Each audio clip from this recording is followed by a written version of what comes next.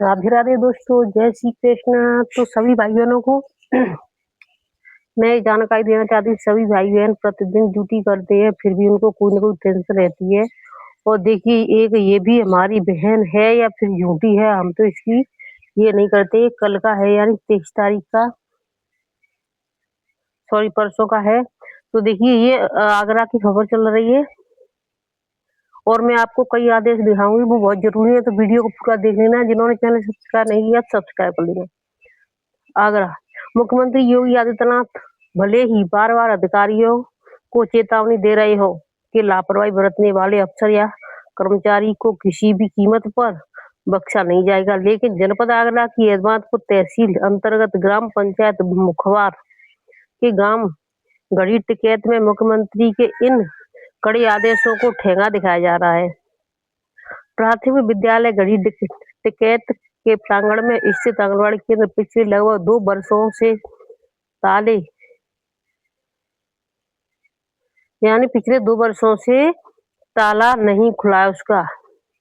2 वर्षों से ताले बंद पड़ा है। केंद्र के दरवाजे पर लगे जंग खाते ताले शासन की उन तमाम महत्वाकांक्षी योजना का दम घोट रहे हैं जो नौनिहालों के कुपोषण को मिटाने और गर्भवती महिलाओं को पौष्टिक आहार पुष्टा देने के नाम पर कागजों में चलाई जा रही है।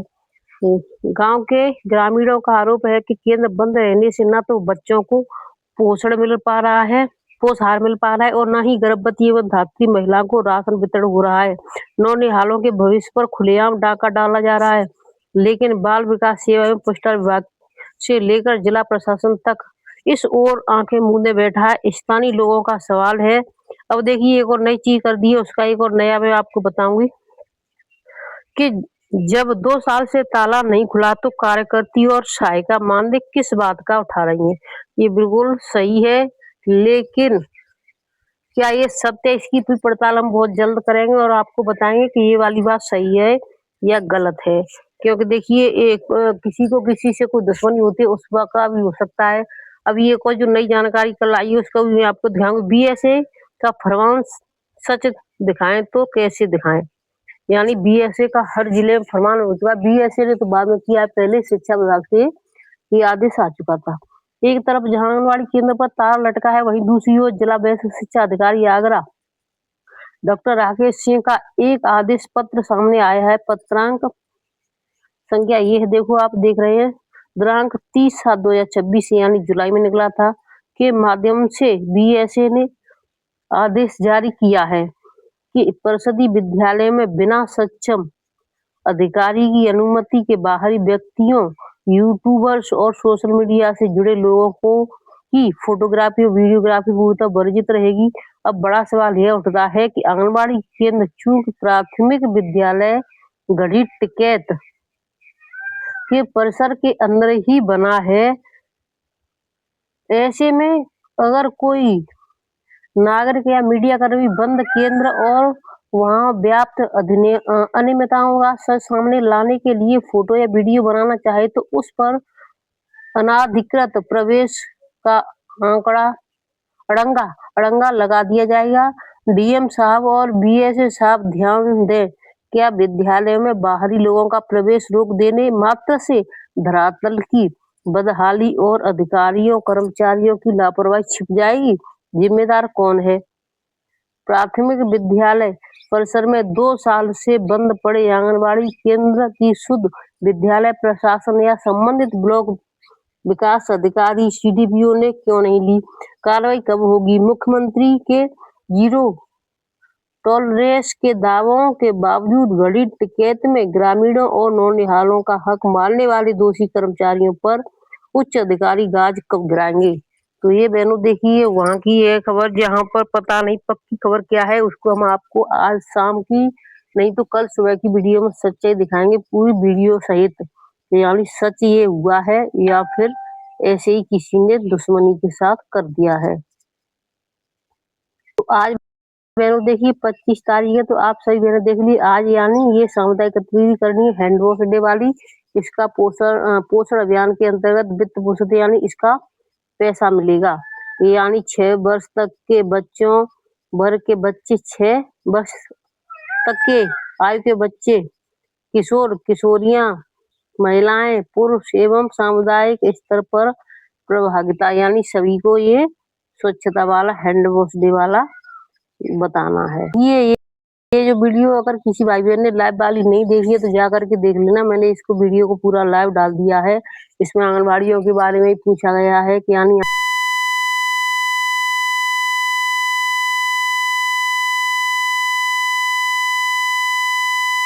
रसोइयों को कैशलेस इलाज, 2 लाख का दुर्घटना बीमा। तो देखिए रसोइयों की तो बल्ले बल्ले हो चुकी है, अब आंगनबाड़ियों की कब होगी इसका इंतजार बहनें कर रही हैं, क्योंकि मुख्यमंत्री जी आशा और आंगनबाड़ियों का नहीं बढ़ाया है। मार्च से पहले भी कहा था कि यानी आंगनबाड़ियों को स्मार्ट और पता नहीं क्या क्या कर देंगे। तो देखिए लग रहा है यानी जब रसोइयों का 1000 बढ़ा है तो कम से कम आंगनबाड़ियों का 2-3 तो बढ़ा ही देंगे, कम से कम 12,000 कर दें या 18,000 कर दें तो अच्छा रहेगा। यानी उनका जितना पीआरडी जवानों का किया था एक दिन का 600, इतना ही बस आंगनबाड़ियों का कर दें। मुख्यमंत्री जी अभी धरना इन चीजों के बारे में कोई बहने ना सोचे, क्योंकि अगर कुछ होता है तो इसका जिम्मेदार फिर वही बोल देंगे हमने तो बढ़ाने की सोच ही रहे थे और आपने ये धरना दे दिया, इस वजह से हमने रोक दिया इसको। अब देखिए चुनावी माहौल चल रहा है। और एक बात और मैं बताना चाहूंगी, जिन बहनों ने वीडियो नहीं देखी जा करके देख लेना पूरी।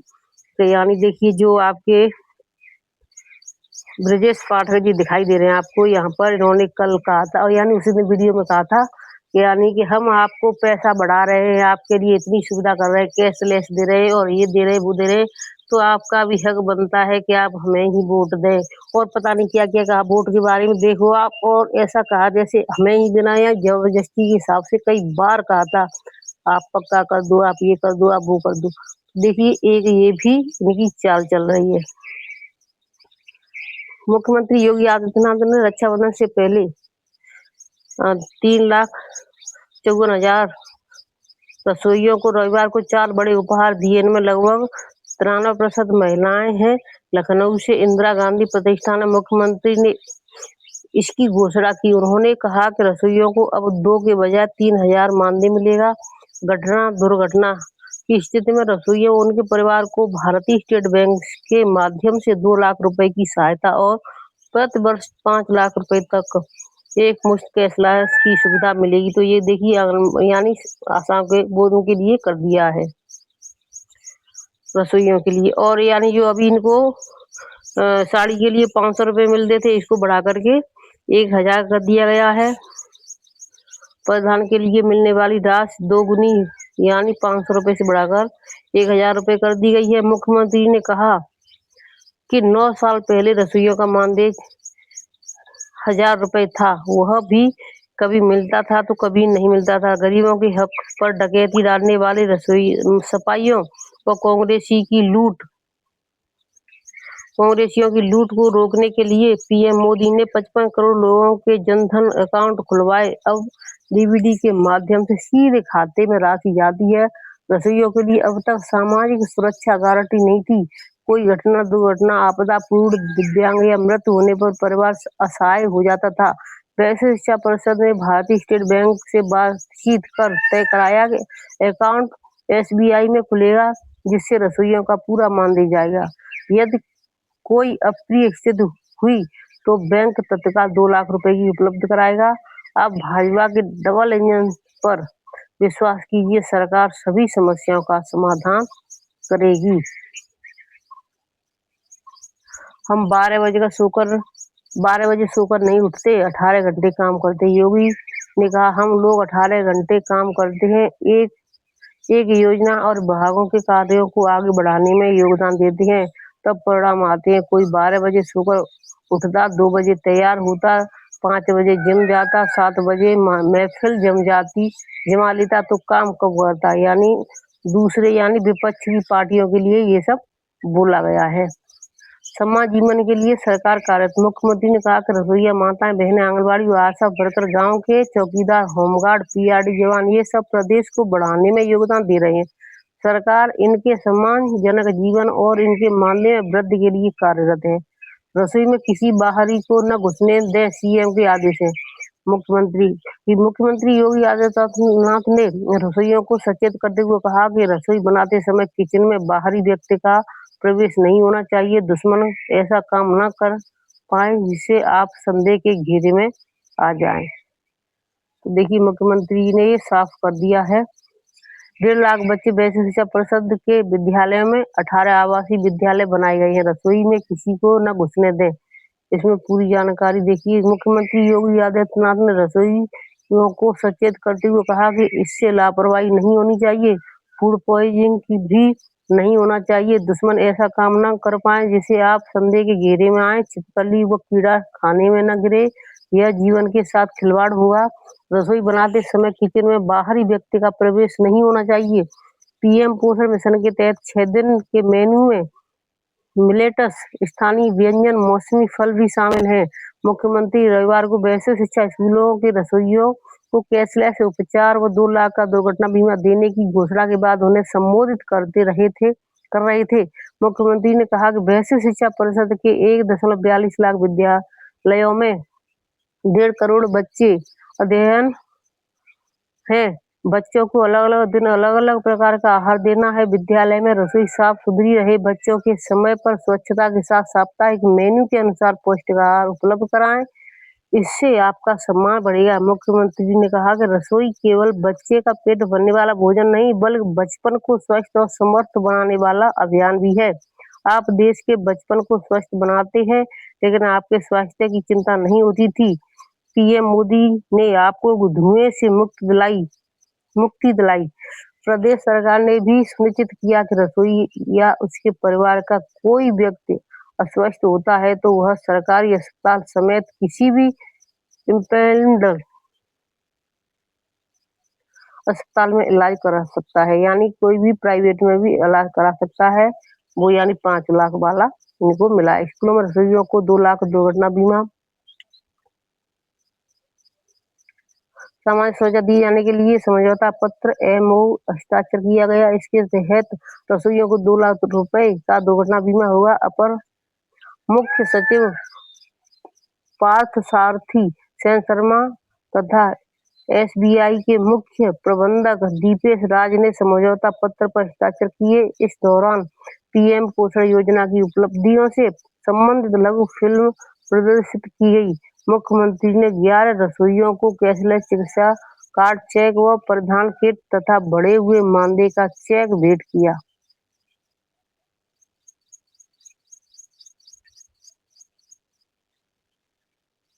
आने वाला समय डिग्रियों का नहीं बल्कि नवाचार और तकनीकी का। योगी सरकार यानी देखिए गौतम बुद्ध विश्वविद्यालय GBU के 19वें स्थापना दिवस पर रविवार को मिशन शक्ति सेट कार्यक्रम का शुभारंभ हुआ। कार्यक्रम में वर्चुअल जुड़े मुख्यमंत्री योगी आदित्यनाथ ने कहा कि आने वाले समय सिर्फ डिग्रियों का नहीं बल्कि आइडिया, नवाचार और तकनीकी का है। ऐसे में विश्वविद्यालयों की भूमिका युवाओं को लेकर जॉब रेडी बनाना नहीं बल्कि उन्हें फ्यूचर इनोवेशन और नेशन रेडी बनाना होना चाहिए। मुख्यमंत्री योगी आदित्यनाथ ने कहा कि 19 वर्षों में GBU ने भगवान बुद्ध के ज्ञान, करुणा, शांति और मानवता के शाश्वत मूल्यों की आधुनिक वैज्ञानिक चेतना से जोड़ते हुए विचार, ज्ञान, शोध, नवाचार व नई पीढ़ी के निर्माण की सशक्ति यात्रा तय की है। तो देखिए बहनों, आदेश यानी वीडियो थोड़ा लंबा हो जाएगा। फिर अब इनको वीडियो को हम यहीं पर रखते हैं। और देखिए देखिए ये आदेश बहुत जरूरी है, इसलिए मैं इसको भी इसी में बता देती हूँ। क्योंकि देखिए जो हमारी यानी बुलंदशहर की जो थी, क्या है उनका नाम, देखिए इसमें है, मैं आपको बता देती हूँ। सावित्री चौधरी की यानी देखिए 25/5/2026 को सेवा समाप्त की गई थी। उन्होंने CDPO DPO पर जो भ्रष्टाचार का आरोप लगाया था, तो देखिए CDPO DPO ने उसको यानी उल्टा उन्हीं पर कर दिया। अब देखिए अपनी यानी 5 से जून निकल गया, जुलाई निकल गया, अगस्त भी निकला ही या निकल ही जाएगा अब। और उसके लिए यानी अभी इनको नौकरी पर वापस नहीं लिया गया है।